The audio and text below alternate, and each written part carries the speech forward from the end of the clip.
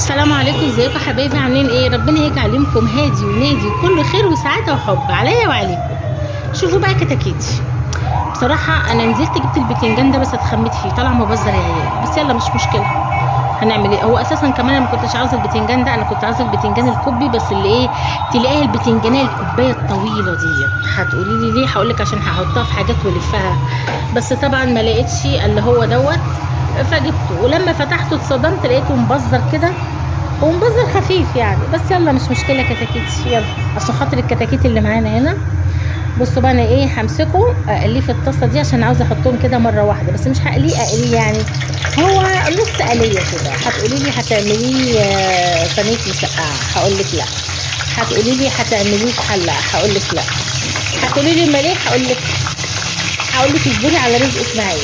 الطبخه دي اساسا انا ما كنتش هعملها النهارده والله، بس لما الكهرباء قطعت والثلاجه فصلت، وبعد كده رجع الكابل ولع تاني من غير بقى الكهرباء ما تقطع. فكان في كيس كده عندنا، كان فاضل من المكرونه البشاميل كده حبه لحمه معصجين. هتقولي لي هتعملي صينيه مسقعه باللحمه، هقول لك لا. اصبروا بس كده. اكله بتتعمل في الفنادق عجباني قوي، وطريقتها وتقديمتها وكلها كده عجباني، فانا قلت اعمل لهم النهارده بقى غدا فنادق. خليكي معايا كده اللي لسه ما عملتش الاكل ولسه صاحيه من النوم، خليكم معايا. والطبخه ديت صدقيني حلوه في شكلها، لان العين بتاكل قبل البق، وطعمها كمان لذيذ قوي. بصوا انا هنا هشمم البتنجان، بس خدي بالك اللي هتيجي تعملها بقى يا جماعه، تبقى تجيبي البتنجانيه الكوبايه بس اللي هي الطويله. وهقول لك ليه بقى الطويله، هقول لك.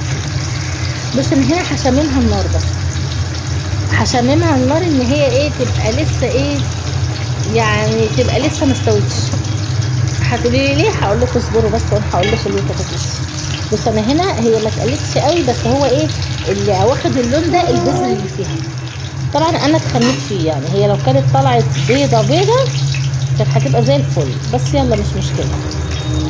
مفيش حد ما بيتخنش، كلنا بنتخنش، فده شيء طبيعي. عشان بس محدش يقول ايه ده، طب لما هي الوصفه بالبتنجان الكوكي الطويل جبتيه مكبب ليه؟ انا نزلت السوق برمت والدنيا حر والله العظيم، لما دماغي مش قادره اقول لكم، ده غير الجيش اللي واقف ورايا دلوقتي. على العموم يلا. لا بصوا انا هنا اهو، هحط بقى الحبه الباقيين. لو انت وصلت معايا لحد كده حط اللايك، ما تنسيش اللايك والاشتراك في القناه اللي اول مره بيشوفني.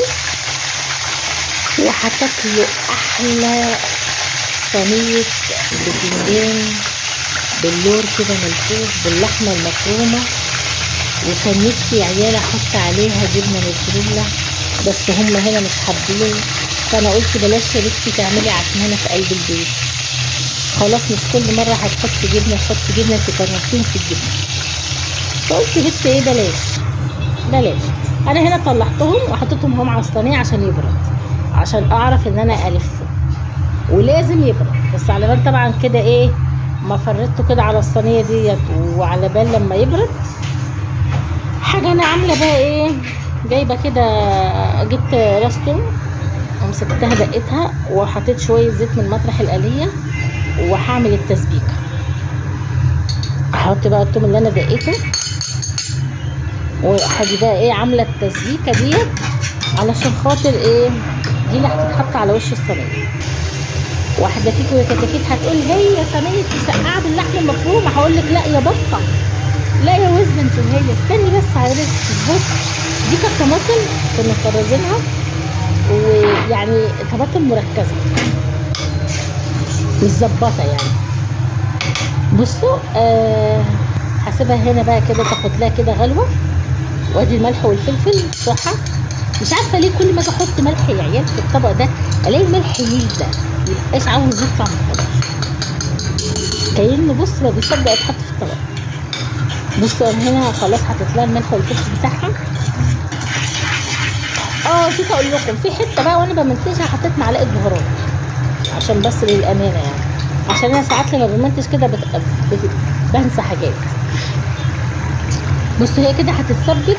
هروح بقى ايه على بال ما تتسبك كده، انا مطلعه الحبه اللي هم، بص حبه لحمه معصجه لما الكهرباء قطعت وكده فكهم خالص. فانا ما كنتش هعمل الطبخه دي النهارده، بس لما لقيتهم كده قلت يلا اهم.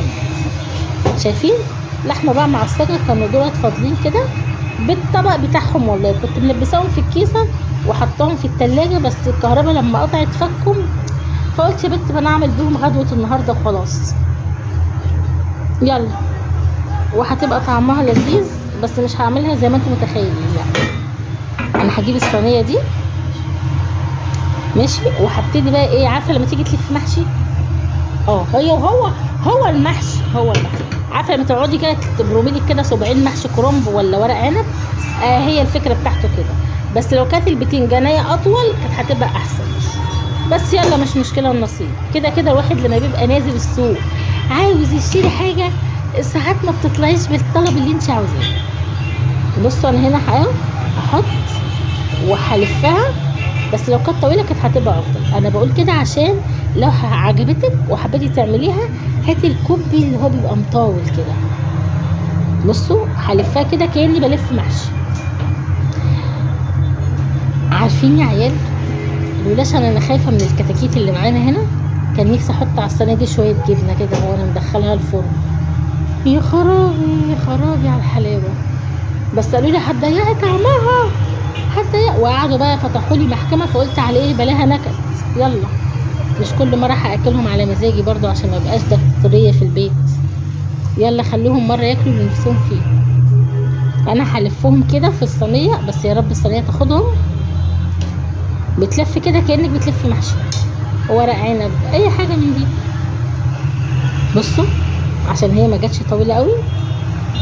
بصوا انا بقى ايه يعني، انا عشان هي هتاخد في ايدي وقت لان انا بلف فيها بالراحه، فانا هروح الف الصينيه كلها وارجع لكم تاني عشان ما تملوش وتزهقوا وتتخنقوا زي ما انا كده مخنوقه من حياتي والله العظيم.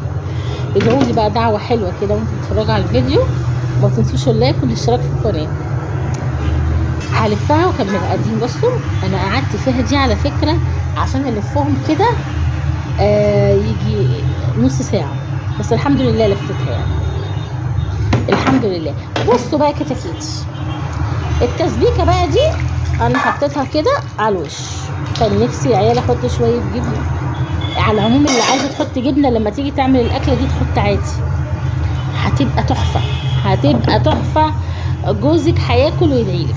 بصوا بس الحتت بقى البيضه دي، لان انا مطلعه البتنجان ابيض عشان اعرف الفه، دي بقى اللي هتخليني ان انا ايه احطها كده، مش يعني احطها على الشبكه اللي في النص في الفرن تاخد لون، بحيث تبقى طالعه كده كانها ايه، هتشوفوها حاجه ريحه وطعم وشكل وكل حاجه.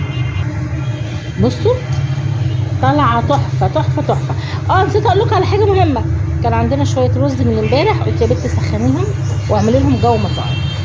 فسخنت الرز وحطيته في الطبق كده، وقلت بقى ايه، الاستاذ بودي واقف ورايا هينهبل وياخد معلقه، هينهبل. فقلت اغرف له حبه عشان خاطر رايح يلعب كوره، فهحطهم كده. بس مش قادره اقول لكم يا جماعه على الريحه، يا خرابي على الحلاوه، يا لهوي على الطعم، طعم وريحه وشكل كل حاجه وتغيير في الاكل يا جماعه. يعني اللي عندها شويه لحمه معصجين في الفريزر، بقى عندها اي حاجه، دي اسمها بواقي الاكل. ادي الرز بالشعريه، شويه رز ما اقولكوش، مع كده لفتين مفروم، لفتين بتنجان محشيين لحمه مفرومه مسقعه، بس مسقعه بقى ايه من بتاعه الفنادق، جو الفنادق. انا النهارده عامله لهم يا جماعه جو فنادق يا جماعه، يعني تدعوا لي دعوه حلوه بقى، عشان هما بياكلوا مفيش حد بيدعي لي. انا عايزه دعوه حلوه كده وطعم وريحه ما اقولكوش. لسه بقى اللي هي بقى ايه، لسه بقى كده صاحيه من النوم ما عملتش غداها، تقوم كده تتفرج على الفيديو، ولو من عشاق البتنجان شبهي تقوم كده تعمل لها صينيه زي دي في الفرن، ولو عندك بقى شويه جبنه حطيهم على الوش. وعلى فكره في ناس بتحط عليها بشاميل، بس بحس انه بيضيع طعمها، بحسها ان هي كده احلى، بس انا كان نفسي احط عليها شويه جبنه، بس طبعا خفت من الجيش اللي معايا يقولوا لي لا طعمها بيتغير. بحس طعمها بيتغير لما بتحط عليها بشاميل، انما جبنه لا والله العظيم. بس على العموم عشان هي بتبقى كده اساسا بتتقدم كده في المطاعم، فانا عملتها كده، وربنا يجعل يومكم كله خير وسعاده وهنا يا رب العالمين.